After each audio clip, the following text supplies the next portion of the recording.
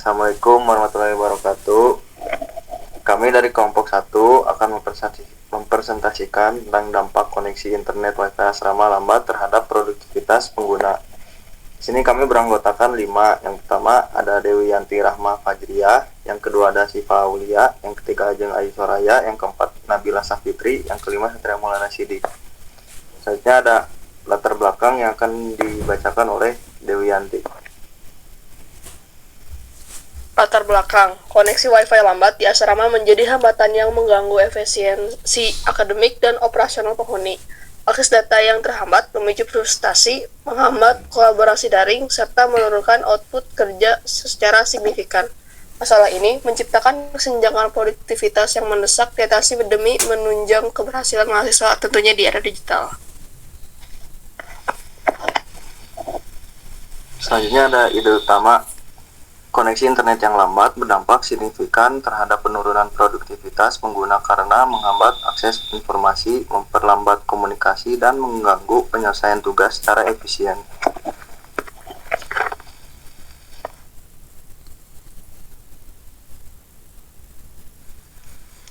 Kemudian dilanjutkan dengan implementasi ide yang pertama, peningkatan infrastruktur jaringan dengan menambah akses point atau AP di setiap lantai atau kamar, mengganti router lama dengan perangkat yang lebih kuat, menambah kapasitas bandwidth dari penyedia layanan dengan tujuan agar koneksi lebih stabil dan cepat saat banyak pengguna. Kedua, manajemen bandwidth dengan membatasi penggunaan untuk aktivitas non-akademik atau streaming game, memberi prioritas jaringan untuk website, pembelajaran, dan tugas, membagi bandwidth secara merata ke tiap area, dengan tujuan supaya semua pengguna mendapat akses yang adil. Ketiga, penyedia ruang belajar dengan Wi-Fi khusus. Pertama, membuat study room dengan jaringan lebih stabil, menyediakan colokan dan meja belajar, mendukung kegiatan diskusi dan tugas kelompok, dengan tujuan meningkatkan fokus dan efektivitas belajar. Keempat, sistem pelaporan gangguan jaringan, menyediakan form online atau grup laporan, respon cepat dari pengelola asrama, monitoring rutin kualitas jaringan, dengan tujuan masalah cepat ditangani dan tidak berlarut-larut. Dan yang kelima, ada evaluasi produktivitas pengguna. Survei kepuasan sebelum dan sesudah perbaikan, mengukur kelancaran akses e-learning, dan menilai perubahan waktu penyelesaian tugas, dengan tujuan memastikan solusi benar-benar meningkatkan produktivitas.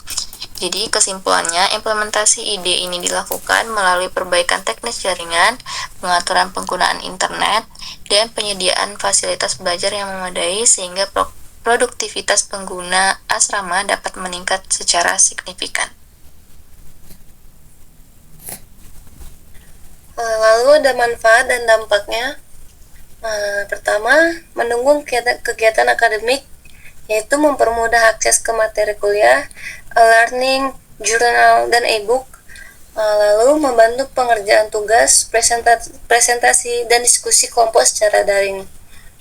Yang kedua, meningkatkan komunikasi, yaitu memudahkan komunikasi dengan dosen, teman, dan keluarga melalui chat atau video call. Lalu memperlancar koordinasi kegiatan asrama dan organisasi mahasiswa. Yang ketiga, ada sarana pengembangan diri, yaitu akses ke kursus online, webinar, dan platform pembelajaran. Lalu membantu mahasiswa mengembangkan skill digital dan teknologi. Dampaknya, yang pertama, Wi-Fi tidak lancar.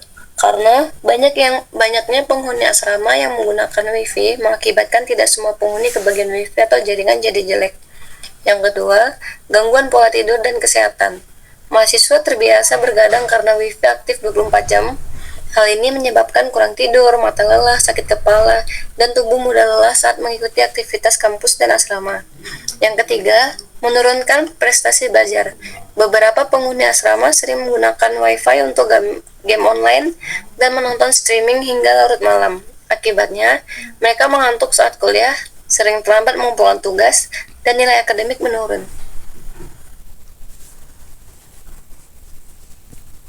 Selanjutnya di sini ada keterkaitan dengan entrepreneurial mindset.